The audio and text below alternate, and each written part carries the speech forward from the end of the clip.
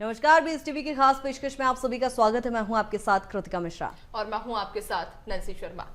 और नई संसद में आज आम बजट से पहले मोदी सरकार 2.0 का आखिरी अंतिम बजट पेश हो गया है, जहां वित्त मंत्री निर्मला सीतारमण अपने कार्यकाल का छठा बजट उन्होंने पेश किया है, जिसमें उन्होंने 57 मिनट में देश का पूरा वित्तीय लेखा जोखा जनता के सामने रखा।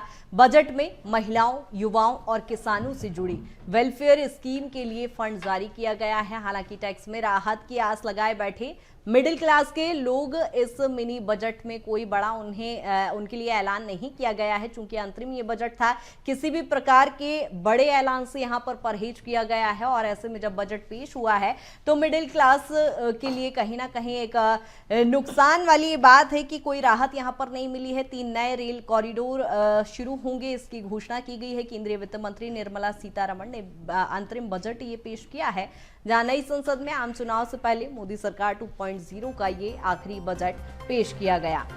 मोदी सरकार के 10 साल के कार्यकाल का ये दूसरा बजट था, जहां बेहद ही महत्वपूर्ण ये बजट था। हालांकि आयकर स्लैब में कोई राहत नहीं दी है। 10 साल में 3 गुना टैक्स कलेक्शन भी बढ़ा है। और ऐसे में जब ये बजट पेश किया गया है तो इंफ्रास्ट्रक्चर पर 11% ज्यादा खर्चा कर सकेंगे। और यहाँ पर खास तौर पर स्टार्टअप को लेकर भी उसे बढ़ावा देने के लिहाज से भी यहाँ पर बजट में प्रावधान किया गया है, जहाँ आपको बता दें कि इंफ्रास्ट्रक्चर पर 11% ज्यादा खर्च करेंगे। 3 नए रेल कॉरिडोर भी शुरू होंगे।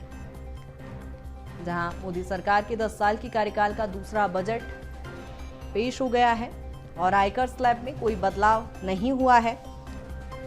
वहीं इनकम टैक्स में भी राहत नहीं मिली है। ये मध्यम वर्गीय परिवार के लिए कहीं ना कहीं एक राहत भरी खबर नहीं है, जहां जो लोग इस ऐलान का इंतजार कर रहे थे। चूंकि अंतरिम बजट है, किसी प्रकार के बड़े ऐलान इस बजट में नहीं किए गए हैं। सामान्य बजट है और लोक लुभावन किसी प्रकार की कोई घोषणाएं नहीं की गई है। 9 करोड़ महिलाओं के जीवन में बदलाव लाने की बात यहां पर कही गई है। 1 करोड़ महिलाओं को लखपति दीदी बनाया जाएगा, इसको लेकर भी प्रावधान किया गया है। लगातार जिस तरह से हम बात कर रहे थे कि सर्वस्पर्शी सकारात्मक ये बजट होगा, लेकिन उसी तरह की तस्वीर हालांकि यहां पर देखने को मिली है। सामान्य ये बजट है। तो आपको बता दें कि मोदी सरकार के 10 साल के कार्यकाल का ये दूसरा बजट आज पेश किया गया है, जहां इस बार के बजट में देखा गया है कि आयकर स्लैब में फिलहाल कोई बदलाव नहीं किया गया है। अंतरिम चूंकि ये बजट था और लेकिन इस बार जहां ये जानकारी भी दी है कि 10 साल में 3 गुना टैक्स की जो खपत है बढ़ी है। इंफ्रास्ट्रक्चर पर 11% ज्यादा खर्च किया जाएगा। तो वहीं 3 नए रेल कॉरिडोर भी बनाए जाएंगे। न सिर्फ रेल बल्कि एविएशन सेक्टर पर भी जहां अब विस्तार होगा। 9 करोड़ महिलाओं के जीवन में बदलाव आएगा। लखपति दीदी के तहत में 1 करोड़ महिलाओं को लाभ मिला है और अब इसे बढ़ाकर 2 करोड़ 3 करोड़ करने का जो लक्ष्य है वो सरकार के द्वारा रखा गया है। तो कई बड़े ऐलान, जहां कई बड़े लक्ष्य जहां इस बार देखा गया है कि बजट में बताए गए हैं। मोदी सरकार के 10 साल के कार्यकाल का ये दूसरा बजट था।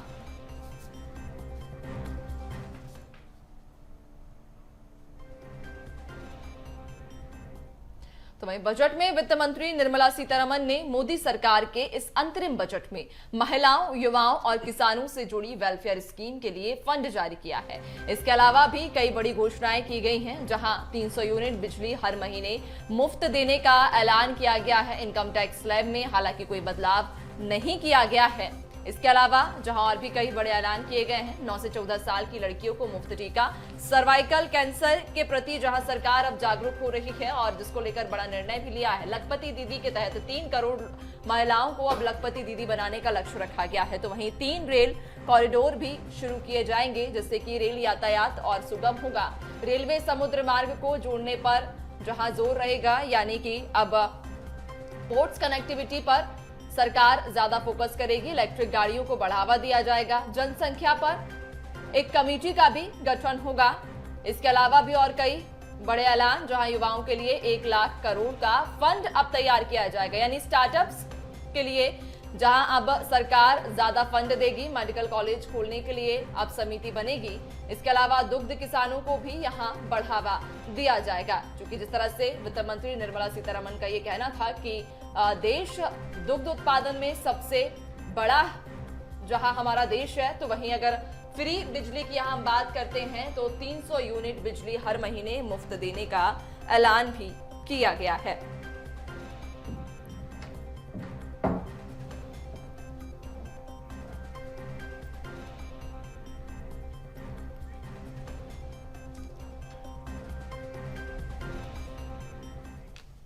और लगातार बजट को लेकर मेगा कवरेज बीएसटीवी दिखा रहा है और आम जनता से भी हमने चर्चा की किस तरह से इस बजट को देखा जा रहा है। खास पैनल भी हमारे साथ जुड़ रहा है, चर्चा को आगे बढ़ाएंगे। भूपेन गुप्ता प्रदेश उपाध्यक्ष कांग्रेस के हमारे साथ जुड़ रहे हैं। सर, बहुत स्वागत है बीएसटीवी में आपका। और साथ ही राजपाल सिसोदिया प्रवक्ता बीजेपी के हमारे साथ भोपाल स्टूडियो से, सर बहुत स्वागत है आपका भी। और डॉक्टर देवेंद्र विश्वकर्मा अध्यक्ष यूथ इकोनॉमिक्स एसोसिएशन के, बहुत स्वागत है आपका भी। और साथ ही हमारे साथ रायपुर स्टूडियो से भी सुरेंद्र वर्मा वरिष्ठ कांग्रेस के प्रवक्ता जुड़ रहे हैं, सर बहुत स्वागत है आपका। राजीव चक्रवर्ती बीजेपी के वरिष्ठ प्रवक्ता हमारे साथ जुड़ रहे हैं, सर आपका भी बहुत स्वागत है। और साथ ही हमारे साथ Amitabh Dubey chartered account, sir आपका भी बहुत स्वागत है। भूपेन जी, शुरुआत आपसे ही करूंगी। किस तरह से अच्छा, भूपेन जी से हमारा चूंकि संपर्क अभी नहीं हो पाया है, देवेंद्र विश्वकर्मा जी हमारे साथ जुड़े हुए हैं। सबसे पहले उन्हीं से जान लेते हैं, चूंकि बजट आया है तो किस तरह से इसमें यूथ को लेकर क्या कुछ प्रावधान किया गया है, किस तरह से बजट को पूरा देख रहे हैं आप? देखिए, सबसे बड़ी बात इस बजट में गांव की भी बात की गई है, तो भारत को वैश्विक बनाने की भी बात की गई है।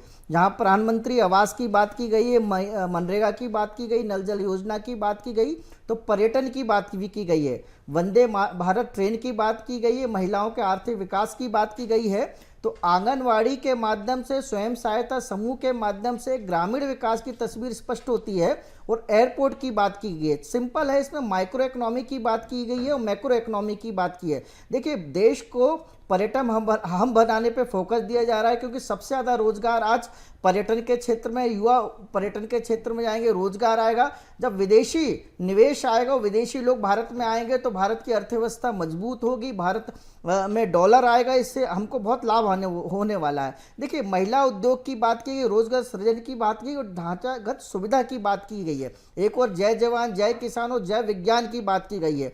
प्रधानमंत्री आवास की हम जब भी बात करते हैं, 2 करोड़ नए घर की बात की गई, 3 करोड़ लोगों को लाभ होने वाला है। कहा जाए हर वर्ग को यहाँ पर ध्यान में रखा गया है। लेकिन हमारे साथ कांग्रेस से वरिष्ठ प्रवक्ता सुरेंद्र वर्मा जी भी जुड़े हैं। सुरेंद्र जी, इस पूरे बजट को देखें तो कैसे देख पा रहे हैं आप?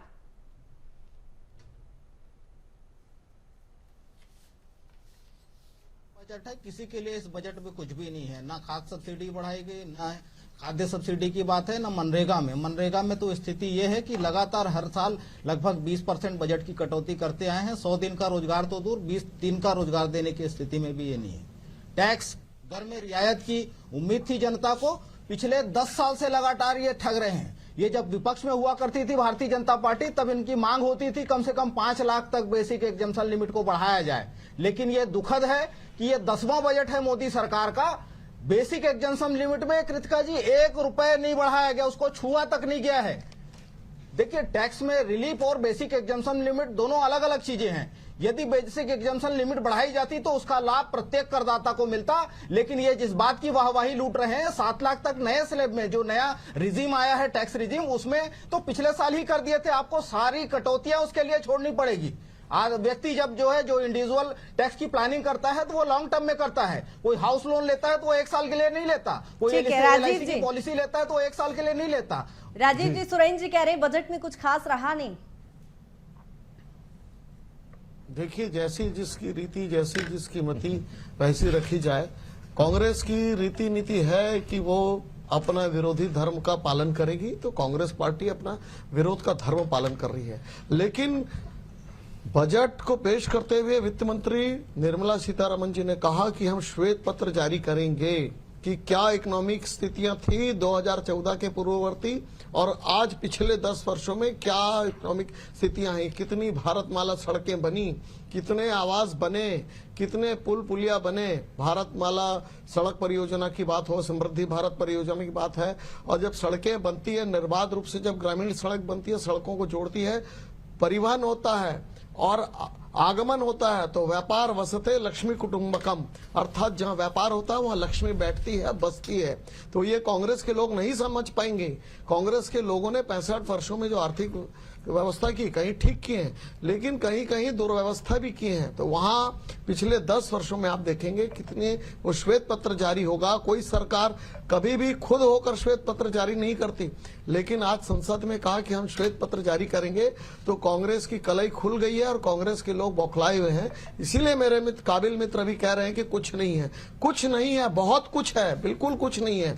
इसमें विमान से लेकर, सड़क से लेकर, ग्रामीण अर्थव्यवस्था से लेकर समेकित और समुचित सारी बजट, इस बजट में प्रावधान किया गया है। और देखिए आज विश्व की अर्थव्यवस्था क्या है, यूरोप में डेप्रिसिएशन की ओर है। आप अगर देखेंगे कि दक्षिण भारत जो एशिया है वहां की क्या हालत है, श्रीलंका में गृह युद्ध जैसे हालात है, उसके बावजूद भी पिछले 9 वर्षों में जो स्थिर सरकार ठीक है सर, लगातार चूंकि हम वर्तमान बजट पर ही चर्चा करेंगे, अमिताभ दुबे जी भी हमारे साथ जुड़े हैं, चार्टेड अकाउंटेंट हैं। अमिताभ जी, जिस तरह से हमने देखा कि इस अंतरिम बजट में ज्यादातर जहां हम अगर बात करें रिन्यूएबल एनर्जी पर फोकस किया गया, इंफ्रास्ट्रक्चर पर फोकस किया गया, पोर्ट्स की कनेक्टिविटी पर फोकस किया गया है, और अब इन क्षेत्रों में जहां विस्तार किया जाएगा, इसके इन क्षेत्रों में विस्तार से क्या लगता है भारत की अर्थव्यवस्था और कितनी मजबूत होगी? सबसे पहले तो मैं पूरे देश की जनता को इस बजट की बहुत बहुत शुभकामनाएं, बधाई देता हूं। और इकोनॉमिस्ट होने के नाते, एक चार्टर्ड अकाउंटेंट होने के नाते, हम लोग केवल शॉर्ट बेनिफिट को न देखते हुए लॉन्ग बेनिफिट पे भी नजर डालते हैं। अगर मैं दोनों क्षेत्र की बात करूं तो लोगों को एक उम्मीद था कि शु भाई ये इंटरिम बजट है, चुनाव के पूर्व है, तो एक लोक लुभावन कुछ चीजें होंगी और रेवड़ी बांटने वाली बातें होंगी। तो ये सरकार, मोदी सरकार, ऐसा रेवड़ी बांटने में बिल्कुल विश्वास नहीं रखती। ये हमने देखा है, इसमें बेस में काम करती है। तो ये इस हिसाब से कैपिटल एक्सपेंसेस पे जो आधारभूत चीजें हैं, बुनियादी चीजें हैं, उस पे ये जोर डालती है, जो तत्कालिक लाभ नहीं दिखता कि आज आपने बोला ये चीजें हैं, ये चीजें हैं। तो वो जिसको रेवड़ी संस्कृति जिसको बोलते हैं, उससे ये सरकार दूर है, ये बात तो मानना पड़ेगा। हर कोई इस बात को जानता है, अगर पॉलिटिकल एंगल से देखा जाए तो बहुत अच्छा मौका था, बहुत सारी रेवड़ी बांट सकते थे, बट इस पे उन्होंने कभी बिलीव नहीं किया। बिल्कुल। लेकिन अमिताभ जी, मेरा सवाल ये था कि जो अर्थव्यवस्था है हमारी भारत की, देख रहे हैं लगातार बढ़ती जा रही है, जीडीपी ग्रोथ लगातार हम करते जा रहे हैं। अब ऐसे में इन सेक्टर्स में अगर विस्तार सरकार करेगी तो क्या अर्थव्यवस्था आने वाले समय में हमारी और बूस्ट करेगी? और अर्थव्यवस्था के बूस्ट करने से भारत कितना विकास करेगा? क्या एक नई तस्वीर भारत की रहेगी? इस सरकार का केवल एक ही लक्ष्य है, आर्थिक विकास। आप देखिए भारत के आसपास के देश किस हालत में हैं। आज विश्व एक गृह युद्ध की स्थिति हर देश में है, चाहे मैं अमेरिका की बात करूं, चाइना की बात करूं, रशिया की बात करूं, और अभी हम कोविड काल से बाहर आ रहे हैं। ऐसे समय में आधारभूत चीजों में, पर्यटन में, एजुकेशन में, कौशल विकास में, गांव की तरफ में, महिलाओं के लिए स्टार्टअप योजनाओं में जो कैपिटल एक्सपेंसेस हो रहे हैं, देखिए कैपिटल एक्सपेंसेस, ये जो पूंजीगत इन्वेस्टमेंट जिस सेक्टर पे हो रहा है, 1000 प्लेन खरीदे जा रहे हैं, 150 से ज्यादा एयरपोर्ट्स बन रहे हैं, पर्यटन का हम हब बन रहे हैं। इस काम को करने में रिजल्ट में टाइम लगता है, इसीलिए आज देश की इकोनॉमी पूरे विश्व में टॉप कर रही है। तो इसी बेस चीजों में यह सरकार काम कर रही है। अगर मैं टैक्स की बात करूं तो नो डाउट कि सामान्य तौर पर सामान्य मानवीय जो सोचता था कि कल से मुझे बेनिफिट मिल जाए, वो नहीं है। इसमें तात्कालिक कोई छूट नहीं दी गई है। बेसिक लिमिट की बात जो हमारे भाई ने करी, जरूर बढ़ना चाहिए, मैं इसका समर्थन करता हूं कि भाई 2.5 लाख बहुत समय पहले से है, लेकिन एक ये बात भी है कि 7 लाख तक का छूट है जो पिछले साल भी था, इसलिए टैक्स में स्लैब में कोई चेंज इन्होंने नहीं किया, कोई बेनिफिट उसमें नहीं दिया। ठीक है अमिताभ जी, बहुत ज्यादा राहत नहीं मिली है बजट में। हमारे साथ भूपेंद्र जी भी जुड़ गए हैं। भूपेंद्र जी, एक बार फिर से आपका स्वागत करती हूं। और जिस तरह से हम देख पा रहे हैं, देश का अंतरिम बजट चूंकि पेश हो गया है, लेकिन थोड़ी देर पहले यदि प्रधानमंत्री नरेंद्र मोदी को आप सुन रहे हो तो उन्होंने कहा बजट देश का निर्माण करने वाला बजट है। सर, पूरे बजट को देखें तो कैसे देख पा रहे हैं आप? देखिए, ये एक छलावा और झांसा है। अंतरिम बजट क्यों होता है, पहली चीज तो हम ये समझ लें। अंतरिम बजट इसलिए होता है कि जो बचे हुए 2-3 महीने सरकार के हैं, उन 2-3 महीनों का एक्सपेंस जो है, खर्चा जो होने वाला है, जो प्रशासनिक खर्चा होता है, उसके लिए बजट पेश किया जाता है। ये बजट तो फुल फ्लेज बजट जुलाई में पेश होना है और चाहिए, वो बजट उन्होंने अपने पेश कर लिया और सपने दिखाने चालू कर दिए। 2047 की चर्चा हो रही है इस बजट। क्या मोदी जी 2047 तक प्रधानमंत्री रहने वाले हैं? या निर्मला सीतारमण जी 2047 तक वित्त मंत्री रहेंगी मोदी जी की संभावित सरकार में? ये जो है झूठ फरेब की जो बातें हैं, इसको देश को समझना पड़ेगा। 2022 में आदरणीय प्रधानमंत्री जी ये ताल ठोक कर कह चुके हैं कि 2022 में देश के हर आदमी को वो मकान दे चुके हैं। मकान में जो है नल दे चुके हैं, नल में जल दे चुके हैं, एलईडी लाइट दे चुके हैं, 80 करोड़ लोगों को रोजगार दे चुके हैं, किसानों की आय दुगनी कर चुके हैं, और जो है करोड़ों करीब जो है 14 करोड़ महिलाओं को मुद्रा लोन से लाभान्वित करके लखपति बना चुके हैं। और देश में फिर काम बचा क्या है? ठीक है राजपाल जी, छलावा बता दिया है भूपेंद्र जी ने बजट को। ये आइडियोलॉजिकल अंतर है, हमने पढ़ा है, आपने भी पढ़ा होगा, भूपेंद्र जी ने भी पढ़ा होगा। कोई महापुरुष जब इस धरती पर अवतार लेता है तो 1000 वर्ष तक प्रभाव पड़ने वाली सामाजिक जीवन पे योजनाएं बनाता है। कोई सामाजिक सरोकार रखने वाला नेता उभर कर जब आता है तो वो ऐसी योजनाएं बनाता है जिससे 100 साल तक देश, 100 साल बाद देश कहाँ रहेगा, देश के अंदर नागरिक जो निवास करते हैं उनका सामाजिक स्टेटस आने वाले 100 साल तक किस प्रकार का रहेगा। और एक भूपेंद्र जी की पार्टी के लोग होते हैं जो 5 साल दिखता है उनको, सिर्फ उनकी दृष्टि 5 साल तक की होती है, क्योंकि वो 5 साल के लिए सांसद होते हैं, 5 साल के लिए विधायक होते हैं। ये अंतर आया है 2014 के बाद से। और आप देखेंगे कि जब हमने टैक्स की प्रैक्टिस को चेंज किया था जीएसटी के माध्यम से, तो इस देश ने प्रश्नवाचक चिन्ह खड़ा करा था, कांग्रेस ने विशेष करके। पर आज हम ये कह सकते हैं कि उसी टैक्स प्रैक्टिस ने आज इस देश को कहां से कहां पहुंचाने का काम किया है। टैक्स कलेक्शन 3 गुना से ज्यादा बढ़ा है और उस टैक्स से आए हुए पैसे को इस सरकार ने विवेकपूर्ण तरीके से खर्च करने का काम किया। ये बड़ी बात है। और ये जो अनुपूरक बजट आप सभी को चूंकि रोकना चाहूंगी और सभी से माफी भी मांगना चाहूंगी, चूंकि मुख्यमंत्री मोहन यादव इस समय लाइव हैं। मुरैना से सीधे कार्यक्रम की तस्वीरें आपको दिखाते हैं। अलग अलग उड़ान आएंगी ताकि मध्य प्रदेश की कनेक्टिविटी बढ़े, ग्वालियर की कनेक्टिविटी बढ़े और भारत के अंदर सब लोगों को हवाई यात्रा करने का सौभाग्य प्राप्त हो। इन्हीं शब्दों के साथ सबको बहुत बहुत शुभकामनाएं, बहुत बहुत धन्यवाद। जय हिंद।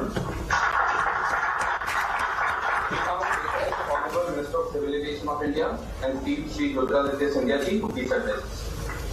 आज इस कार्यक्रम में मुरैना से उपस्थित हमारे मध्य प्रदेश के यशस्वी मुख्यमंत्री डॉक्टर मोहन यादव जी, इस कार्यक्रम में मेरे साथ यहाँ उपस्थित मेरे सहभागी आदरणीय जनरल डॉक्टर बीके सिंह साहेब, हमारे ग्वालियर में उपस्थित हमारे मध्य प्रदेश सरकार में मंत्री डॉक्टर श्री नारायण सिंह कुशवाहा जी, हमारे मध्य प्रदेश सरकार के मंत्री प्रद्युम्न सिंह तोमर जी, यहाँ मेरे साथ उपस्थित अहमदाबाद के हमारे सांसद और मेरे भाई श्री किरण भाई सोलंकी जी, ग्वालियर में उपस्थित विधायक भितरवार के मोहन सिंह राठौड़ साहब, मंच पर आसीन आदरणीय माया मामी जी, हमारे।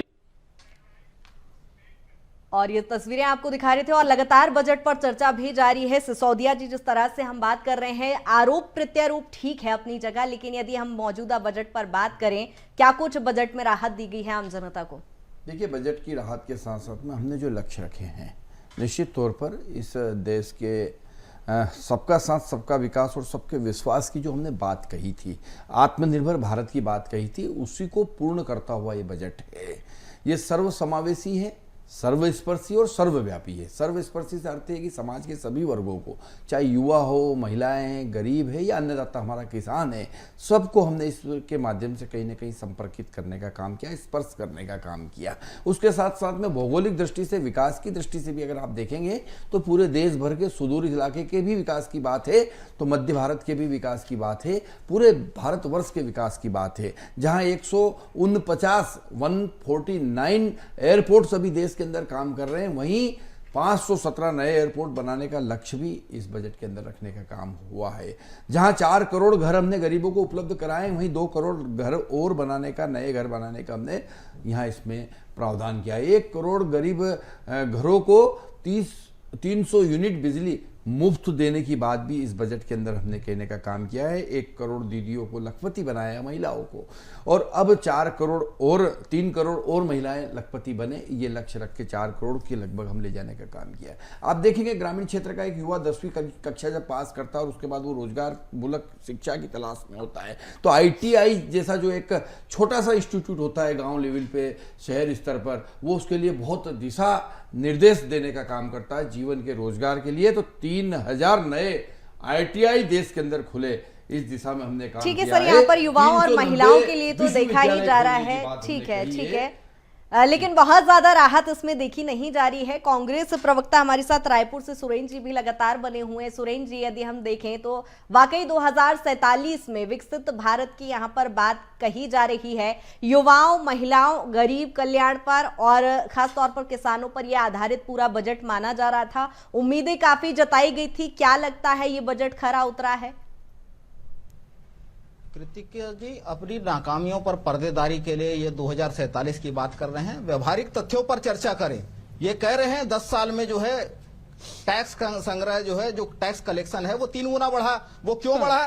सेंट्रल एक्साइज जो 3.54 डीजल पर प्रति लीटर लगता था, मोदी राज में 31 तक बढ़ा है। वर्तमान में भी 19.90 रुपए लग रहा है। 6 गुना मुनाफाखोरी, 6 गुना जनता के जेब पे डकैती करने का पाप जो है वो मोदी सरकार कर रही है। इसके चलते जनता का ये खून चूस रहे हैं और सारी राहत, सारी सब्सिडी, सारी रियायतें केवल कारपोरेट को।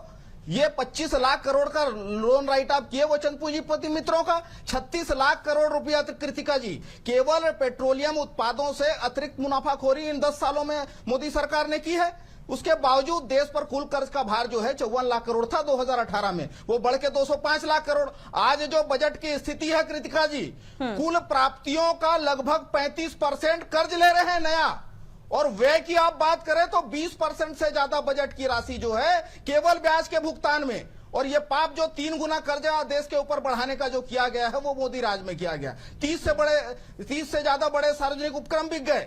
18 लाख से ज्यादा पद केंद्रीय विभागों में खाली है, उसके लिए इनके पास बजट में कोई प्रावधान नहीं है। युवाओं के रोजगार के अधिकार को, सरकारी नौकरी के अधिकार को ये रोक रखे हैं। और ठीक है, राजीव जी की प्रतिक्रिया ले लेते हैं। राजीव जी, क्या जो आंकड़े गिनाए हैं सुरेंद्र जी ने, समर्थन आप इसका कर रहे हैं? ये अर्थव्यवस्था को गर्त पे ले जा रहे हैं। ठीक है राजीव जी। देखिए, नई आर्थिक नीति जब घोषित हुई थी नरसिम्हा राव जी के समय और डॉक्टर मनमोहन सिंह जी के समय, क्या कांग्रेस पार्टी ने उसे नहीं लाया था? क्या संकल्प नहीं लिया था संसद में कि हमें जो सिएटल में विश्व आर्थिक में जो आर्थर डंकल ने जो पेश किया था कि हमें निजीकरण करना होगा और सार्वजनिक क्षेत्र के जो सफेद हाथी उपक्रम बने हुए हैं उन्हें बंद करके उसे तेजी के साथ लाना होगा, उसे आधुनिकीकरण किया जाएगा। उसी तर्ज पर जो सार्वजनिक क्षेत्र की कंपनियां हैं जो सुस्त हालत में है, जो सफेद हाथी बने हुए हैं, जिसका कोई कार्य नहीं होता, उनका निजीकरण किया जा रहा है। और कांग्रेस के लोग राजीव भाई प्रतिवाद करता हूं कि कोल इंडिया लिमिटेड कब सफेद हाथी हो गए? अरे भाई, बेच कर क्या किसी ने अपने कोल इंडिया लिमिटेड उसे हम आधुनिक ACCL के खदाने बेच रहे हैं अडानी को, ये कब सफेद हाथी थी? जो कभी भी घाटे पे नहीं रही थी। उसका आधुनिकीकरण करने के लिए कांग्रेस के बंधुओं के पेट में दर्द होता। बड़ी अजीब बात है। ये विनिवेशीकरण की नीति कांग्रेस पार्टी ने लाई और आज हम उसको अमली जामा पहना रहे हैं। उसमें ट्रांसपेरेंसी है, दिखता है कि कौन सी, जो आप देखिए जो नवरत्न कंपनी, उसे तो छेड़ा नहीं गया। उससे अपडेट करने के लिए उसके कुछ पूंजी को अगर बेचा जाता है, उसे अपग्रेड किया जाता है, तो कांग्रेस के मित्रों को दर्द होता है। और देश के लोगों को जिस तरह से लगातार युवाओं को लेकर जहां चर्चा हम कर रहे हैं, और इस बजट में हमने देखा भी है कि युवाओं को लेकर जहां कई बड़े फैसले भी लिए गए हैं। हमारे साथ में अध्यक्ष यूथ इकोनॉमिक्स के डॉक्टर देवेंद्र विश्वकर्मा जी भी मौजूद हैं, उनसे एक छोटी सी प्रक्रिया लेना चाहेंगे। देवेंद्र जी, आपने सभी की बातें भी सुनी हैं और बजट भी आपने देखा, जहां पर इस बार हमने देखा कि यूथ को लेकर भी इस बजट में शिक्षा हो, स्वास्थ्य हो या रोजगार हो, इन तीनों ही दिशा में सरकार अब नया काम करने जा रही है, जहां 3000 अब ITI खोले जाएंगे। इसके अलावा स्टार्टअप्स की अगर हम बात करते हैं तो जिस तरह से स्टार्टअप्स को बढ़ावा दिया जा रहा है, क्या लगता है इससे हमारे आने वाले समय में जो यूथ्स हैं उनको कितना प्रोत्साहन मिलेगा और यूथ्स कितना और बढ़ चढ़कर उभर कर सामने आएंगे? देखिए, 1.4 अरब मानव संसाधन में से लगभग 1 अरब भारतीय 35 साल से कम उम्र के हैं। हमारी औसत उम्र 29 वर्ष की है। 2047 में विश्व श्रम बल का 31% होने वाले हैं। 70,000 स्टार्टअप वर्तमान में काम कर रहे हैं। 15 मई 2023 तक 674 जिलों में 57 क्षेत्रों को 99.37 स्टार्टअप काम कर रहे हैं। इन स्टार्टअप को टैक्स फ्री कर दिया गया है। देखिए, एक तरफ युवा, जो गांव का युवा है, जो पढ़ा लिखा नहीं, उसको मनरेगा में, प्रधानमंत्री आवास में काम मिल रहा है। शहरी युवा स्टार्टअप के माध्यम से अपने स्वयं के व्यवसाय के माध्यम से आगे बढ़ रहा है। मैं एक चीज आपको यहाँ बताना चाहूंगा, ये जो बजट है ये अप्रैल, मई, जून, जुलाई का बजट है, क्योंकि कोई भी विकास काम ना रुके इसलिए उनको बजट दिया जाएगा। और इन 4 महीनों में सबसे ज्यादा रोजगार हितग्राही मूलक काम होते हैं, चाहे प्रधानमंत्री आवास में, मनरेगा में, प्रधानमंत्री सड़क में, इसीलिए इस बजट को दिया गया। अब मैं एक चीज बहुत अच्छी बात बताना चाहूंगा, टूरिज्म, जो टूरिज्म में सबसे ज्यादा एम्प्लॉयमेंट भी है। पिछली बार 40,000 करोड़ रुपए भारत सरकार को आया है टूरिज्म का। अभी इन्वेस्टमेंट हम टूरिज्म में कर रहे हैं, सरकार इन्वेस्टमेंट कर रही है, और इन्वेस्टमेंट के बाद जैसे जैसे टूरिज्म को प्रमोट होगा तो यूथ को एम्प्लॉयमेंट मिलेगा, ऑटो सेक्टर को, होटल को, रेस्टोरेंट को। अभी आप देखिए, प्रतिदिन आप, अगर हम उज्जैन की बात करते हैं, 1 से 2 लाख लोग आ रहे हैं। अयोध्या में देखिए, लोग डाटा देते हैं 4 से 5 लाख लोग आ रहे हैं। जब ये 4 से 5 लाख लोग वहां जाते हैं, वो रेलवे की टिकट लेते हैं, ऑटो लेते हैं, होटल लेते हैं, रेस्टोरेंट में जाते हैं, इससे सरकार को जीएसटी मिलती है। तो इन्वेस्टमेंट हो रहा है, रिटर्न हो रहा है। सबसे अच्छी बात सरकार ने की है, फॉरेन डायरेक्ट इन्वेस्टमेंट को भारत में ला रही है। और कैसे ला रही, देखिए, फॉरेन डायरेक्ट इन्वेस्टमेंट के लिए प्लेटफॉर्म तैयार कर रहे हैं। हमने एयरपोर्ट की बात की है, हमने प्लेन की बात की है, वो हमारे देश में आएंगे। भारत को एक मार्केट समझ लिया था पहले, अब भारत मार्केट नहीं है। आपको भारत में आना पड़ेगा, भारत में अपनी कंपनी लगानी पड़ेगी, भारत के यूथ को रोजगार देना पड़ेगा, भारत को टैक्स देना। एप्पल हम विदेश से मंगाते थे, अब भारत में बन रहा है। सैमसंग की कंपनी भारत में आ रही है। इसलिए भारत में, भारत की विकास की बात की जा रही है। 69 कंपनी वर्ल्ड लेवल की हैं। 57 उस कंपनियों में सीईओ हैं, किसके लिए काम कर रहे हैं, विदेश के लिए काम कर रहे हैं। टूरिज्म सेक्टर में भारत में जो लोग कमाते हैं, वे एजुकेशन के नाम पे विदेश जाते हैं, टूरिज्म के नाम पे विदेश जाते हैं, शादी और ब्याह के नाम पे विदेश जाते हैं। मोदी सरकार ने कितना अच्छा काम किया। आप भारत में आइए ना, हम अवेयरनेस की बात की, एडवर्टाइजमेंट की बात की, मार्केटिंग की बात की। जब हम भारत में टूरिज्म की मार्केटिंग करेंगे तो भारत के लोग तो भारत में आएंगे, विदेश के लोग भी आएंगे, तो डॉलर में हमको पैसा मिलेगा। तो निश्चित रूप से भारत में वित्तीय घाटा है, लेकिन एक ये लॉन्ग टर्म प्लानिंग है। आने वाले समय में हमको विदेशी पूंजी निवेश के नाम से पैसा मिलने वाला है, हमारे यूथ को एम्प्लॉयमेंट तेजी से मिल रहा है। आज कहीं बेरोजगारी की समस्या नहीं है। कोई भी ये बता दे अगर जनवरी माह में कितने लोग बेरोजगारी से परेशान है, कितने लोगों ने सुसाइड किया, कहीं नहीं है। एग्रीकल्चर में आप देखिए बूस्ट आ रहा है। एग्रीकल्चर आज देखिए, रोटी कपड़े मकान की कोई समस्या नहीं है, सड़क बिजली पानी की कोई समस्या नहीं है। आज जबलपुर का आदमी भोपाल 4 व्हीलर में आ रहा है, सागर का आ रहा है, उज्जैन जा रहा है, इंदौर जा रहा है। कनेक्टिविटी बन रही है। रोड निर्माण से केवल सड़क का निर्माण नहीं होता है, उस क्षेत्र का आर्थिक विकास होता है, वहाँ एम्प्लॉयमेंट आता है, उस सरकार को टैक्स मिलता है। अब मैं आपको बताता हूँ, 2080 में 0 लाख करोड़ सरकार को जीएसटी मिला, 23 में 1.5 लाख करोड़ सरकार को जीएसटी मिला, 24 में पहली तिमाही में 1.7 लाख करोड़ सरकार को जीएसटी मिला। प्रधानमंत्री सड़क की मैं बात करता हूँ, पिछली बार 7,45,780 किलोमीटर सड़क बनी, 1,77,000 किलोमीटर सड़क में 1,77,119 बिल्कुल देवेंद्र जी, यानी कुल मिलाकर कहा जा सकता है, कुल मिलाकर कहा जा सकता है कि माइक्रो और मैक्रो लेवल पर यहाँ पर काम किया गया है, लेकिन मिडिल क्लास फैमिलीज के लिए लेकिन कहीं ना कहीं अभी राहत भरी खबर नहीं है। भूपेंद्र जी, जिस तरह से हम देख पा रहे हैं, आपने कहा शुरुआत में तो आपने कहा कि छलावा भरा ये पूरा बजट है, लेकिन यदि यहाँ पर देखा जा रहा है, जो उम्मीद पहले जताई जा रही थी, युवा, महिला और किसान पर यहाँ पर फोकस रहेगा, गरीबों पर भी फोकस रहेगा, तमाम वर्गों को यहां पर राहत दी गई है, इसे आप कैसे देख पा रहे हैं? मैडम, मेरी बात पूरी होने देना। ये भाषण आपने बहुत फर्जी सुनवा दिए मुझे। जी, मेरी बात हो जाने देना। पहली चीज तो ये है कि आप जब है अंतरिम बजट 3 महीने का बजट होता है और 30 साल के सपने दिखाए जा रहे हैं। ये 3 महीने का बजट काय के लिए होता है? एक्सपेंसेस के लिए होता है। तो ये जो फर्जीवाड़ा कर रही है सरकार, काय के लिए कर रही है? संसद की परंपरा है कि 3 महीने का जो बजट आता है, इंटरिम जो बजट होता है, वो इसलिए होता है कि सरकार के जो आवश्यक एक्सपेंसेस हैं, खर्चे हैं, उसको जो है यहाँ संसद से पारित करवा ले। यहाँ तो पूरा ख्वाब दिखाया जा रहा है 2047 तक का, और एक से एक विद्वानों को आप यहाँ बिठाए हुए हैं जो कह रहे हैं कि ना तो देश में कोई बेरोजगारी है, ना देश में कोई आत्महत्या कर रहा है, और सारे लोगों को जो है खुशहाल पूरी दुनिया मिल चुकी है। सारे लोग अब प्लेन से सफर करेंगे, सागर से भी आदमी कार से आ रहा है और गुना से भी कार से आ रहा है। ये इस तरह की जो भाषण आप करवा रही हैं इस मंच पर, आप ये बजट ठीक है पे भूपेंद्र चर्चा जी, है लेकिन क्या? मैं तो चलिए आप उनने पहले- तो अपनी राय रखी, आप अपनी राय रखिए ना सर, आप किस तरह से बजट देख पा होने रहे हैं? दीजिए मैडम, ठीक है तो आप मेरी करिए पूरी ना बात सर। होने दीजिए, आप मेरी पूरी बात होने दीजिए। ठीक है आपको मौका दे रही हूँ बात बोलने का, आपकी क्या बोलिए कर रहे हो? ना। आप तो दूसरे ने बोला उस पर टिप्पणी कर रहे हो। भैया आपकी बात रखो ना। ठीक है सर, आप तो देवेंद्र जी की प्रतिक्रिया में उस पे प्रतिक्रिया दे रहे प्रतिक्रिया दे हैं। रहे हो, आप अपनी बात रखो। कांग्रेस कहाँ खड़ी है ये बताइए साहब। ठीक है सर, ये मैं बताइए आप कारवा सभी को क्यों लूटा रोकना गया है चाहूंगी, आपका? आप सभी को इधर रोकना उधर की बातें चाहूंगी, मत करिए। आप सभी को रोकना चाहूंगी। सीधे लिए चलते हैं, मोहन सरकार अब मेरी नया बात रिकॉर्ड सुनिए। कायम करने जा रही। सीधी तस्वीरें मुरैना से आपको दिखाते हैं, जहां एक दिन में 7 लाख युवाओं को स्वरोजगार मिलेगा। मुरैना से सीधी तस्वीरें आपको दिखा रहे हैं, मोहन यादव लाइव चल रहे हैं।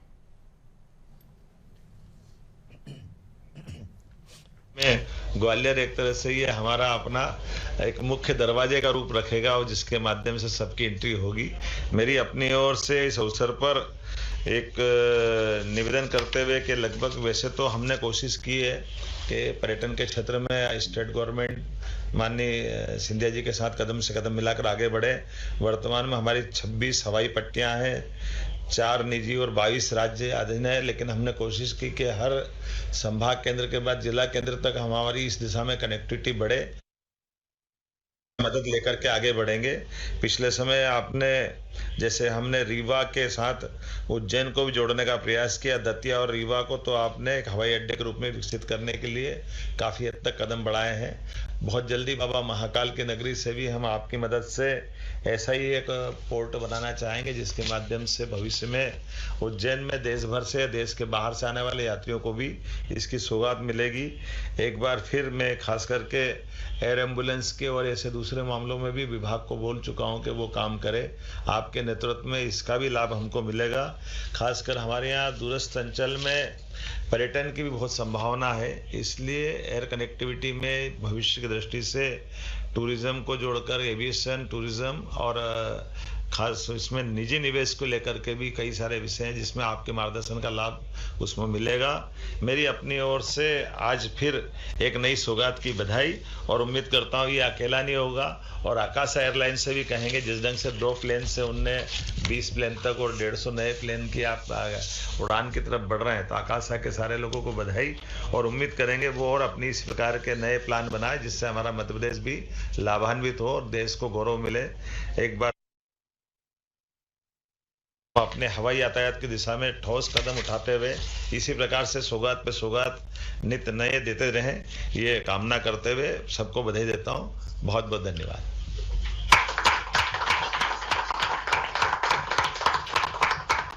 I now request all dignitaries and Akasa representatives present in Delhi and Gwalior to flag off the inaugural flight from Gwalior.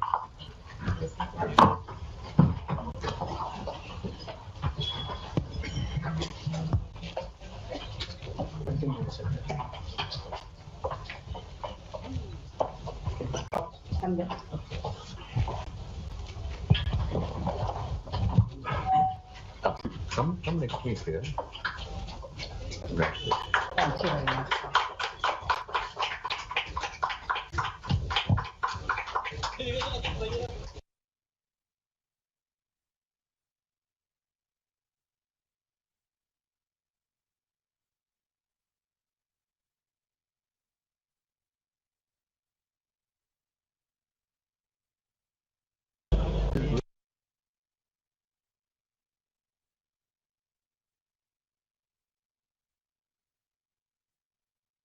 मुख्यमंत्री जी का बहुत बहुत धन्यवाद और मैं आपको संकल्प देता हूं कि जहां जहां आप चाह रहे हैं नागर विमानन का विकास हम लोग सब दूर करेंगे।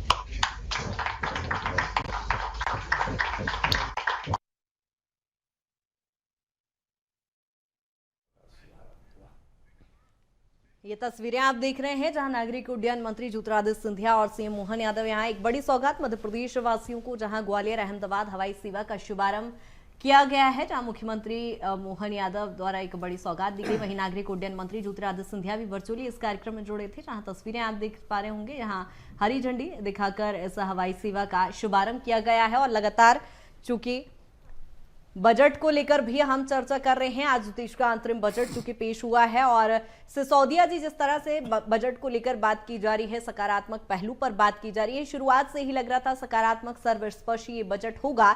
लेकिन बात हर वर्ग को लेकर यदि हम करें तो यहाँ पर किसान, महिला वर्ग, युवा वर्ग पर तो फोकस किया गया है, लेकिन मध्यम वर्गीय परिवारों के लिए यदि हम देखें, क्या कुछ राहत भरा आपको ये बजट दिखाई पड़ रहा है? क्या कुछ इसमें देखा जा सकता है सकारात्मक? देखिए, 1 करोड़ घरों को अगर मुफ्त बिजली 300 यूनिट तक देने की बात है तो ये मध्यम वर्गीय के लिए है। 2 करोड़ नए आवास देने की अगर बात है तो ये भी मध्यम वर्गीय के लिए है। अगर हम बात करें इससे आगे बढ़कर कि आयुष्मान भारत योजना के अंतर्गत जो है आशा बहनों सहित और भी लोगों को शामिल किया गया है, उसका क्राइटेरिया बढ़ाया गया, तो ये भी मध्यम वर्गीय के लिए है। तो आत्मनिर्भर समाज के सभी वर्ग बने तो देश आत्मनिर्भर बनेगा, आत्मनिर्भर अन्नदाता बनेगा तो देश आत्मनिर्भर बनेगा, और गरीब का अगर कल्याण होगा तो देश का कल्याण होगा, ऐसा हमारा मानना है। और ये जो सरकार है, ये सरकार मूल रूप से जो फंडामेंटल जो इंफ्रास्ट्रक्चर है, हमारे जो आधारभूत जो हमारे इंफ्रास्ट्रक्चर है, जो विकास है, उसको तेजी लाने का काम कर रहे हैं। वहीं दूसरी तरफ हम जो है बहुत तेजी से गरीब कल्याण की ओर काम कर रहे हैं। हमारा एक लक्ष्य है, हम जिस पार्टी से आते हैं उस पार्टी ने भी अंत्योदय की एक परिकल्पना को साकार किया। अंत्योदय का अर्थ ही है कि गरीब कल्याण, और हम तो गरीब का कल्याण सामाजिक तौर पर वह मुख्य धारा में आए उस दिशा में हम करने का काम कर रहे हैं। अगर गांव के अंदर 10 पक्के मकान है और बाकी झोपड़े हैं तो वो झोपड़े भी पक्के मकान बने और सामाजिक तौर पर वो बराबरी में आए, ये हमारा उद्देश्य है। सिर्फ घर देना बात नहीं है, उस घर में रहने वाले व्यक्ति को सम्मान देना, उसको समाज की मुख्य धारा में लाना, ये हमारा अंततः लक्ष्य है। और ये पंडित दीनदयाल उपाध्याय जी का बताया वो हमारा मार्ग है, जिसके ऊपर मोदी जी चलने का काम कर रहे हैं।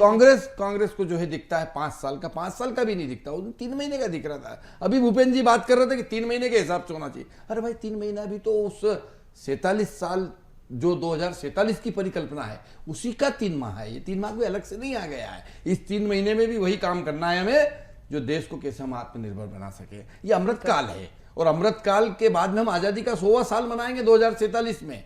तो अमृत काल है, अमृत काल के अंदर हम कैसे 2047 का भव्यतम भारत विश्व को दिखा सके, इस कल्पना से बजट नहीं, हर काम है। भी हमारे साथ मेहमान जुड़े हुए हैं। सुरेंद्र जी, जिस तरह से बात लगातार सिसोदिया जी भी कर रहे हैं कि 2047 की रूपरेखा ये पूरी तय की गई है, इसका पूरा खाका तैयार किया गया है कहीं ना कहीं इस बजट में। बात करें 10 साल में 25 करोड़ गरीबों को गरीबी से बाहर लाया गया है, यहाँ पर बीजेपी ये भी बात कर रही है, इस बजट में ये भी कहा गया है। इसे आप किस तरह से देख पा रहे हैं? कृतिका जी, पूरी तरह से अर्थव्यवस्था को गर्त में डालने वाला बजट है। ये एक तरफ दावा करते हैं 25 करोड़ लोग गरीबी रेखा से बाहर आए, इन्हीं के आंकड़ों में 81 करोड़ 25 लाख गरीब हैं जिनको 5 किलो अनाज दे रहे हैं। वो आंकड़ा जो था वो 32 करोड़ के आसपास था। तो देश की 60% से ज्यादा आबादी आज इनके कुशासन में, जो 70% लोग हैं वो गरीबी रेखा से नीचे आए हैं। ये उपलब्धि है कि इस पे शर्मिंदगी होनी चाहिए। इनकी नीति और नियत, इनकी कथनी और करनी का अंतर मैं बताता हूं कृतिका जी। जो चालू वित्त वर्ष है उसमें जो बजट प्रावधान है महत्वपूर्ण विभागों का 18% तक खर्च नहीं किया गया। ये सीएजी का आरोप है। सीएजी ने जांच में 4 जनवरी को, ये अभी 2024 को जारी हुआ है, नवंबर 23 तक का ये आंकड़ा है। महत्वपूर्ण विभाग जो कि भारी खाद्य प्रसंस्करण, भारी उद्योग, इलेक्ट्रॉनिक्स एंड आईटी, पेट्रोलियम, सूक्ष्म एवं लघु उपक्रम और नागर विमानन विभाग का जो बजट आवंटन था नवंबर 2023 तक 18% राशि तक खर्च नहीं की गई। ये इनकी असफलता है। ये किस बात का ढोंग करते हैं? गरीबी कल्याण की बात करने का इनको नैतिक अधिकार नहीं है। हमारे संविधान में जो करारोपण का बेसिक सिद्धांत है कि कर का भार जो अधिकतम जो है वो बड़े पूंजीपतियों पर लगना चाहिए, लेकिन इनकी सारी रियायतें, सारी सब्सिडियां केवल कारपोरेट के लिए है। कारपोरेट का अधिकतम दर आज क्या है बता दीजिए? इंडिविजुअल का 30% अधिकतम स्लैब है, उस पर 4% सरचार्ज, और सारी राहत, सारी रियायतें जो है वो कारपोरेट को इनको 18%, 20%, 24 और 25% का अलग अलग स्लैब है इनको अलग अलग क्षेत्र में। तो ये सारी रियायतें जो है देश में ये आर्थिक असमानता लाने वाले हैं। गरीब और गरीब हो रहे हैं। 81 करोड़ गरीब का मतलब आप समझती है कृतिका जी? 137 करोड़ की आबादी में 81 करोड़ 25 लाख लोग इनके कुशासन में गरीबी रेखा से नीचे है। देखिए, हम तो एकात्म मानवतावाद की बात करते हैं, जो पंडित दीनदयाल उपाध्याय जी ने रचा बसा था और जिसकी आत्मा को, जिस आइडियोलॉजी को लेके भारतीय जनता पार्टी चलती है। अब सोरेन जी ने बड़ी बड़ी बातें कही, छिद्रान्वेष किया, लेकिन कह दीजिए कि इसके पहले 65 वर्षों तक गरीबी हटाओ का नारा दिया, लेकिन गरीबियों को ध्यान नहीं दिया। वो चुनावी नारा इनका बनकर रह गया। लेकिन हम जो आधारभूत संरचना पर काम कर रहे हैं, जो माइक्रो लेवल पर काम कर रहे हैं, वो दिखता है कि किस प्रकार से गरीब अपनी गरीबी से दूर आ रहे हैं। उसके लिए एक व्यापक प्रिंट तैयार है। आप रेलवे की बात कर लीजिए, गलत व्याख्या मत करिए। 32 करोड़ गरीब थे, 81 करोड़ हो गए इनके कुशासन में। इसके लिए ट्रांसपोर्टेशन कॉरिडोर अलग बनाया जा रहा है, सुगमता से सामान पहुंचेगा, व्यापार बढ़ेगा। हम तो व्यापक दृष्टि रख रहे हैं। 140 एयरपोर्ट भेज दिया अडानी को, आने वाले कल को 140 एयरपोर्ट। कांग्रेस पार्टी को दिखता नहीं है। 25 और ये लाख करोड़ रुपए लोन राइट अप कर दिए चंद पूंजीपतियों का। किसानों को देने के लिए पैसा नहीं है, एमएसपी की। ठीक है सुरेन जी, सुन लीजिए ना, उसको आगे बढ़ाना कोई दोष हो गया? यानी आप चाहते हैं कि जिस प्रकार पहले जी आप पूछिए इनसे। ठीक है, वो आपके आंकड़ों पर ही बात कर रहे हैं सर। 80 करोड़ ये उपलब्धि है। ठीक है, सुन लीजिए, आपके आंकड़ों पर ही बात कर रहे हैं। कड़ी आपत्ति दर्ज करता हूँ। ठीक है सुरेन जी, आपसे भी मैं चर्चा करूंगी इस बारे में। ठीक है, आप अगर देखेंगे कि आज अमेरिका की अर्थव्यवस्था या यूरोप की अर्थव्यवस्था इसलिए बड़ी है कि वहां पर भी कॉर्पोरेट घरानों ने अपना विकास किया। वो देश में भी अमूल्य विकास।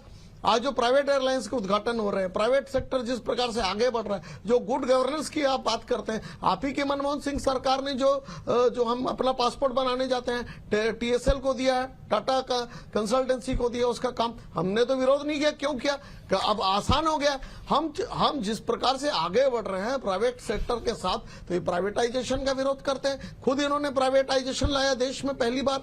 हम अगर कॉर्पोरेट सेक्टर को कुछ छूट देते हैं, एमएसएमई सेक्टर को अगर छूट देते हैं, उन्हें आगे बढ़ाते हैं, तो इन लोगों के पेट में दर्द होता है। इस देश में नहीं चलेगा कि चाइनीज कंपनी चले। ये देश चाहता है कि देश का हर नागरिक एकाधिकार चाहते हैं, उद्यमशील बने, 140 एयरपोर्ट अडानी को बांटे बने। और निजीकरण का विरोध नहीं है, प्राइवेट कंपनियों का विरोध नहीं है, यह अडानी परिस्थितियों का विरोध है, आर्थिक गुलामी का विरोध है। तो भुखमरी इंडेक्स में 55 से 112वें स्थान पर आ गए। बैंक फ्रॉड बढ़ रही है सत्ता के। ठीक है सर, पिछला जो भी हुआ, वर्तमान बजट पे बात कर रहे हैं ना सर सुरेन जी, वर्तमान बजट पे बात कर रहे हैं जी। राजीव जी, कृतिका जी बात करें ना, ये बताए खाद्य सब्सिडी के लिए क्या बजट है, एमएसपी की कानूनी गारंटी के लिए क्या प्रक्रिया अपनाई गई है। ये केवल अडानी परिस्थितियों। ठीक है सुरेन जी, सुन लेते हैं। सारे उद्योग, सारे उपक्रम देश के इनको सौंपेंगे। इस देश की अरे भुखमरी और गरीबी की क्या स्थिति है? मध्यम वर्ग को गरीबी रेखा के नीचे ढकेल दिया था। आपको भी मौका दिया था राजीव जी को भी उनकी बात पूरी करने दीजिए। हम अंत्योदय की बात करते हैं, अभ्युदय की बात करते हैं। अंत्योदय और अभ्युदय की जो बात करता है, वो हम समेकित अर्थव्यवस्था की बात करते हैं कि अर्थव्यवस्था को किस प्रकार से हम आगे बढ़ाएं। ठीक है, अर्थव्यवस्था की बात की जा रही है। हमारे साथ में अमिताभ दुबे चार्टेड अकाउंटेंट भी मौजूद है, उनसे भी हम चर्चा कर लेते हैं। अमिताभ जी, जिस तरह से अर्थव्यवस्था की बात की जा रही है और हम देख भी पा रहे हैं कि कर संग्रहण जो है वो 3 गुना से ज्यादा बढ़ चुका है। 10 सालों में प्रत्यक्ष कर भी 3 गुना से ज्यादा बढ़ा है। अब ऐसे में अर्थव्यवस्था की भी बात की जा रही है। क्या लगता है अर्थव्यवस्था कितनी और मजबूत होगी? इस बजट के बारे में हमने अपने वित्त मंत्री को भी सुना, प्रधानमंत्री को भी सुना, और उसके साथ में ही मध्य प्रदेश के हम अपने सीएम को भी हमने सुना। देखिए, रिजल्ट ओरिएंटेड है ये काम। ये सरकार के बारे में मैं फिर कहता हूं, ये सरकार शॉर्ट टर्म काम कर ही नहीं रही है। ये सरकार जिस समय जीएसटी लाई थी, उसमें भी एक जो राजनीति के पंडित हैं वो लोग बोल रहे थे कि जिस देश में जीएसटी आया उसकी सरकार गिर गई। फिर भी इस सरकार ने जीएसटी लाया। इस सरकार की प्रायोरिटी है देश का विकास, ये मानना पड़ेगा। ठीक है, पॉलिटिकल पार्टी के अपने अलग अलग व्यू हो सकते हैं, लेकिन देश की जनता जो इकोनॉमी का जो लेवल है, देखिए 5 ट्रिलियन इकोनॉमी, विश्व की तीसरी आर्थिक शक्ति बनना, विश्व में अपने डिसीजन खुद लेना, कि जब अमेरिका की लड़ाई चल रही हो रशिया से, और अगर इंडिया को लगता है कि पेट्रोल हमको रशिया से लेना चाहिए तो वो लेती है। ये जो डिसीजंस हैं, आत्मनिर्भर भारत। आज डिफेंस के सेक्टर में देखिए, हम कितने करोड़ों रुपया, अरबों रुपया हम दूसरों से हम हथियार खरीदते थे। हम एक मार्केट थे, वर्ल्ड के लिए मार्केट थे, वर्ल्ड सारी चीजें हम पे थोपती थी। आज आत्मनिर्भर भारत बन रहा है। ये कहते हैं ना कि जब कोई बीमारी हो तो कड़वी दवाई पीनी पड़ती है, तात्कालिक लाभ नहीं दिखता, वो मीठे मीठे पेपरमेंट वाली बात नहीं होती, नो डाउट। मैं पूरी जिम्मेदारी के साथ इस बात को कहता हूं कि आज मोदी सरकार जिस काम को कर रही है वो देश की अर्थव्यवस्था को आगे बढ़ाने के लिए कर रही है। इस बात को पूरा विश्व मान रहा है, इस बात को पूरे देश की जनता भी जान रही है। हाँ, निश्चित रूप से यह है कि तात्कालिक लाभ जो दिखने वाले रेवड़ी कल्चर ये देश इस सरकार की नहीं है, ये बिल्कुल दिखता है। ठीक है। तत्काल जनता को बात समझ में नहीं आती कि मुझे कल से क्या लाभ हुआ, लेकिन जिस चीज में ये बात कर रहे हैं कैपिटल एक्सपेंसेस में 11% उसमें बढ़ रहा है, जिस चीज में ये बात कर रहे हैं कि 1 करोड़ घरों को 300 यूनिट पर मंथ ये फ्री बिजली भी दे रहे हैं। इसके अलावा जो होम की जो बात कर रहे हैं, आवास की बात कर रहे हैं, लगातार देखिए जनता के बीच में इंप्लीमेंट हो रहा है। ये सरकार रिजल्ट ओरिएंटेड काम कर रही है। अब रहा सवाल कि ये 3 मंथ का, जैसे किसी ने भी कहा भी था, ये बात बिल्कुल ठीक है कि अभी जो बजट है ये इंटरिम बजट है। इंटरिम बजट में केवल जो 3 महीने का जो समय है, अप्रैल मई जून का जो समय है, उसकी बातें होनी चाहिए। वो थोड़ा सा फोकस कम है, मैं मानता हूं। टैक्स की मैं बात करूं, टैक्सेशन पे बिल्कुल कुछ भी नहीं है, कुछ वहां होना चाहिए था, उसके बिल्कुल, लिमिट यानी बढ़नी कि चाहिए कई थी। मैं सारी मानता हूं चीजें ऐसी कि हैं छोटी जिन छोटी पर कुछ चीजें हैं। बदलाव की जरूरत थी, जो Yes, बदलाव नहीं yes, किया गया है। क्योंकि tax pattern बिल्कुल, में और से भी देखिए, चर्चा उसमें को आगे बिल्कुल हम zero बढ़ाएंगे, change, आपसे zero चर्चा change है। करेंगे, चूंकि देवेंद्र जी भी हमारे उसमें साथ में और बेटर मौजूद सुझाव हो है। सकते थे। देवेंद्र जी, आपसे मैं इस पर प्रतिक्रिया लेना Correct. चाहूंगी। जिस तरह से अमिताभ जी कह रहे हैं कि कुछ बदलाव की जरूरत थी, वो बदलाव नहीं हुए। देखिए, ये वही भारत है जहां यूनिलीवर, हिंदुस्तान यूनिलीवर कोलगेट भी बनाती थी, लक्स भी बनाती थी, लाइफबॉय भी बनाती थी, है ना। जब विदेशी कंपनी भारत में आके अपने प्रोडक्ट सेल करती थी तो ठीक लगता था, लेकिन अगर आज पतंजलि बनाने लगा है, आज टाटा की गाड़ी बिकने लगी हैं, आज मारुति की गाड़ी बिकने लगी हैं, महिंद्रा की गाड़ी बिकने लगी हैं, तो मुझे लगता है दिक्कत नहीं होनी चाहिए। अमेरिका की 32% जो कंपनियां हैं उनको राजस्व प्रदान करती है और 32% से अमेरिका की सरकार चलती है। अगर नेपाल के अंदर अडानी अगर एयरपोर्ट बनाते हैं तो दिक्कत नहीं होनी चाहिए। देखिए, हम भी चाहते हैं कि हमारी कंपनी हमारे कॉर्पोरेट वर्ल्ड में जाए, वहां से अर्निंग करके भारत की सरकार को टैक्स दे, है ना। तो इसलिए हमको गर्व होना चाहिए। और ये जो ग्लोबल इकोनॉमी की बात हम कर रहे हैं कि भारत को ग्लोबल इकोनॉमी बनाना है, तो हम कैसे बनाएंगे? हमको आयात पे कंट्रोल करना पड़ेगा और निर्यात को बढ़ाना पड़ेगा। हमको ये बार बार जो हम याद दिलाते हैं कि भारत में जितनी भी कंपनियां थी विदेशी थी, हम उनसे लेते। अरे कितनी बड़ी बात है कि आज भारत खुद ही मोबाइल बना रहा है, भारत लैपटॉप बना रहा है, भारत 4 व्हीलर बना रहा है, भारत एयरपोर्ट बना रहा है। हमको इस बात पे गर्व होना चाहिए। देखिए, हमारे यहाँ एक बाई आती है, बाई का बच्चा उसको 2 व्हीलर में छोड़ने आता है, बाई के पास एंड्रॉइड मोबाइल है। ये कितनी बड़ी विकास की बात है। एक रिक्शा वाला था हमारे यहाँ, अब वो ऑटो चला रहा है, उसका बच्चा इंजीनियरिंग कर रहा है, उसकी बच्ची इंजीनियरिंग कर रही है। तो ये परिवर्तन आ रहा है, मुझे लगता है इस परिवर्तन को हम सबको मानना पड़ेगा। एक दूसरी चीज, हमेशा बजट में 3 बात बोली जाती है, एक महंगाई, बेरोजगारी, मध्यवर्गीय। ये एक स्टंट हो चुका है। देखिए, हर देश में महंगाई है और महंगाई जनसंख्या के आधार पर बढ़ती, अच्छी बात है।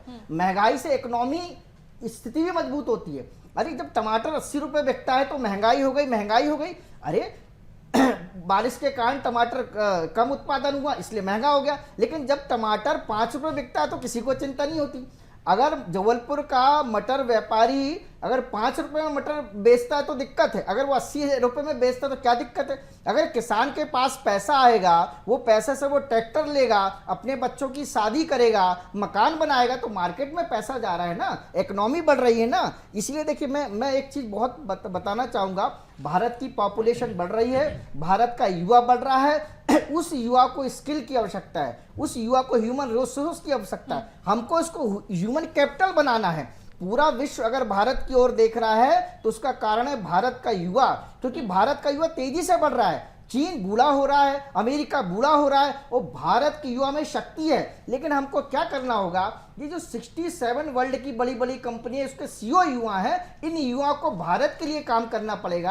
अगर आज हमारी सरकार ये बोलती है कि हमको आत्मनिर्भर बनाना है, हमको भारत के लिए काम करना है, हमको ग्रामीण विकास करना है, हमको सड़क का निर्माण करना है, युवा शक्ति के सहारे जिस तरह से मेक इन इंडिया का जो नारा दिया जा रहा है, और लगातार इस पूरी चर्चा में हमने ये देखा भी कि 47 का एक लक्ष्य है, यानी कि एक विकसित भारत का जो लक्ष्य हम लेकर चल रहे हैं। जिस तरह से राजपाल सिसोदिया जी भी कह रही थी कि हमें 100 साल आजादी के 100 साल पूरे होने के बाद एक जश्न मनाना है, और अमृत काल का चूंकि ये समय चल रहा है, ऐसे में सभी को जरूरत है, चूंकि सभी देश के नागरिक हैं, और देश जब विस्तार करता है, जब विकास करता है, तो कई परेशानियां भी सामने आती हैं। उन सभी परेशानियों से देश के नागरिक होने के नाते, एक जिम्मेदार नागरिक होने के नाते, हम सभी को एक साथ होकर उन परेशानियों का सामना भी करना होगा। फिलहाल इस चर्चा के लिए, खास चर्चा के लिए, आप सभी मेहमानों का बहुत बहुत शुक्रिया।